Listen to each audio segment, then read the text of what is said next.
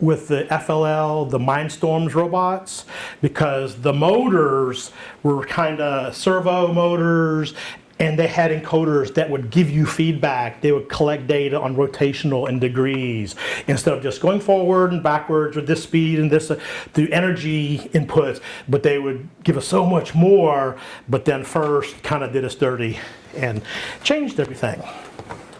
So if you can get hold of the older FLL stuff, there's some good stuff there in those motors. Okay. Time for a copious cogitation and a bathroom break. We've been kind of at this in an hour. So, yes, cogitation means to talk among yourselves, discuss. Find an elbow partner. Think, pair, share. Huh? Think, pair, share. Exactly, exactly. Any questions so far? There's still coffee, there's bagels, Moj. Yes? So teleoperated, right? How is that different than, what is this one called? The one that's more complex? No, it's just the teleoperating is more complex. Oh, It's still part of the teleop. Having a driver, an operator, whether you're driving the little joysticks or whatever. And a lot of times in robotics competitions, when you had an arm or an effector or a manipulator and stuff, my son called it the pilot and the gunner. That you had one person who all he did was drive the robot, and the other person he had a control, and all he did was operate the thing that was attached to the robot, because just driving, it's hard enough. Especially you got to absorb this object and do this thing and so on. So,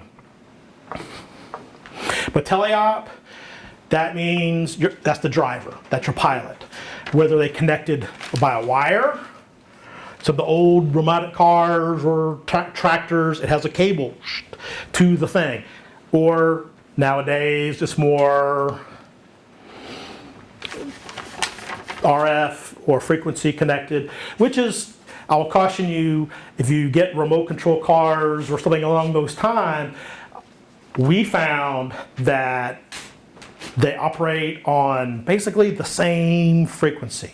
So if you have like 3 cars, they are going to conflict among yourselves, so all of them will go because they're getting signals from 3 different inputs instead of just that one. So the lower end RC cars and manipulators and driver stuff, that's one of the problems. The higher end narrows the frequency to smaller decimals, so you could have 2 people with the same kind of vehicle, but the frequencies are different, so it doesn't interact. Can you give us an example of like a force reflecting interface and the haptic interface? The haptic is your phone. Yeah. When it vibrates. That's a haptic feedback. Force reflecting, my best description would be in the movie Aliens or Halo, when they're wearing these full suit body lifting things like that. The controllers, they're lifting up those boxes and stuff. So whatever's impacted on the robot, they're going to feel in 1-to-1 ratio. And you don't really see that very much. Avatar.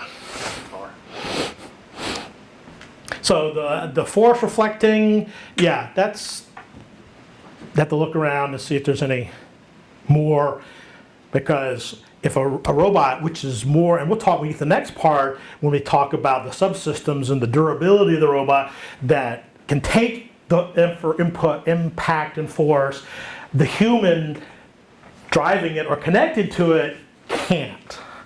So having force reflecting, not necessarily you want to do that, but you could have force reflecting on the other end where, okay, I'm touching something very light or very sensitive. You could go that way. But that's basically the differences between haptic and force reflecting. And you can even get more into haptic if you go, I don't even know if they do it anymore at Stone Mountain. They have the 4D theater or 3D theater where it has aromatherapy and it has things in the chair that you feel it as something runs by and pokes you in the back, or so you're getting not just visual and auditorial inputs, you're getting more. They had a Polar Express one there this Christmas. I guess that's. Okay, good. Yeah, if you smell the hot chocolate and the snow and the cold, and that could all be part of a haptic type thing, because it's addressing more than just one sense. But in the most realistic, most common, the haptic it's your phone. The little vibration is telling you something. Your watch, you have a smart watch or whatever that buzzes or whatever, that's a haptic feedback. More teenage. What? More teenage male, the original PlayStation. Oh yeah, the thing will vibrate. Yes, Yeah. exactly. Yeah, if you're playing Clash of Clans and stuff like that, when your console uses it vibrates and buzzes, kind of thing. So you're getting some haptic feedback to that. Okay, if we don't need a bathroom break or stuff, we can move on.